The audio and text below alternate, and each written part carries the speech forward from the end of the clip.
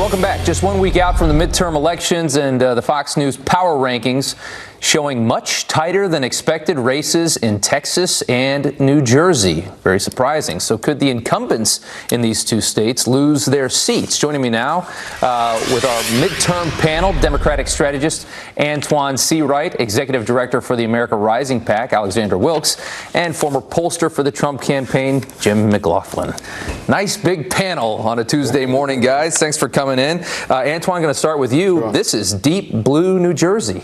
And we've got a Republican that's within striking distance. It's pretty surprising. You know, I'll always say this about polls, and I'm sure the pollster would somewhat agree, is that polls are a snapshot of the time. The devil's always in the details, who's being asked, what questions being asked, how it's being framed, etc. So I'm not so worried about Bob in New Jersey. What I do worry about is what the voters will say post-election day, because that's the only poll that really matters to me.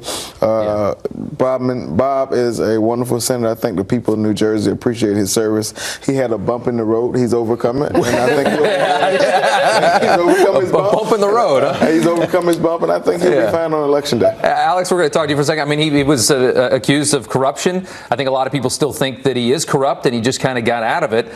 Even the newspapers in New Jersey say he's awful while they endorse him. Not only that, he was accused of hanging around with underage prostitutes in the FBI, investigation. By his opponent, Bob Hugin, who put out a pretty nasty political ad about him. Those were the findings of the Obama Justice Department at the time. So, look, I think that this is a race that is rightfully scaring national Democrats.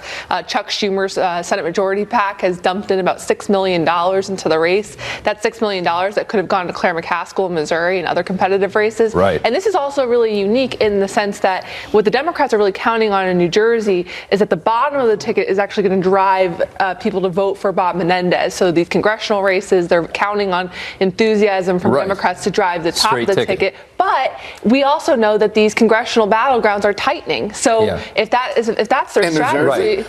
And Jim, over to you. Could the president's unpopularity save Menendez's seat? Because in New Jersey, the president is very unpopular. That's inspiring a lot of voters. But in New Jersey, it's not about Donald Trump. It's a referendum on Bob Menendez. The truth of the matter is, Bob Menendez's negatives are in the mid-50s. And when you look at who the undecided voters are, all the undecided voters know who he is. They think he's corrupt. They don't like him. They're going to turn against him. What happens is a lot of folks don't know how to read. A lot of pundits, a lot of folks in the media don't know how to read these media polls.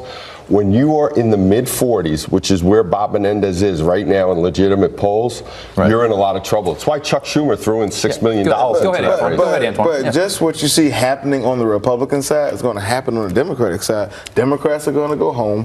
You're going to have Republican voters crystallize and go home to the Republicans. In a state like New Jersey, he's going to be okay come re-election day. I'm very confident in that. Alex, let's go to you for a second on the same topic here. Hugin is running a remarkable campaign. In New Jersey, to be that close to Republican is unbelievable. It's unheard of. But one thing that might also hurt him, the president's tax plan in a lot of these blue states like New Jersey was very punishing for people. And we lost the SALT deduction, right? So you don't have that state and local tax deduction, people paying a lot more in taxes every year. Could that push Menendez over the edge, because he's vowing to fight that, even though Hugin is as well? Look, I think that Menendez is so, at this point, so acutely defined by his negatives and by the corruption scandal that what he's offering, potentially as a positive or as an alternative, just really isn't resonating with voters. And this is really, as Jim said, a referendum on Menendez. Not to mention, Menendez has voted for hundreds of tax increases over hundreds of taxes. There's no way he's beating Bob Hugin on the taxes. Am I on a different planet than you all about New Jersey and the voters and the tone and temperature and the thought of New Jersey voters? At the end of the day, New Jersey is Democratic blue. I think, but they don't like Bob Menendez in New Jersey. New Jersey has more nuanced demographics than they get credit for. I get that, but what about the union support that more heavily swung to Donald Trump? Not to mention, he has a message he is running on that resonates with the voters. Obviously, that's why he's up in the polls. Okay, all right. We're going to run out of time. I want to do Texas too, because Texas is another anomaly that is hard to believe. believe, and I know you love Beto. A lot of people love Beto, and this is another crazy one. I mean, he's pretty far left for red Texas, and he's doing something special. Antoine, we'll start with you. Well, I think he's energizing a unique group of people, and I think you see some frustration and not happiness with the voters in Texas with their current senator. And I do think it's going to be an uphill battle, but I think the potential and the possibility for him to do something historic still is on the line. Alex, Beto O'Rourke is an anomaly. There's not a lot of politicians like him that are that charming and have the look and everything like that. And a message. He's got and a pretty good message that seems to be resonating with some of the voters.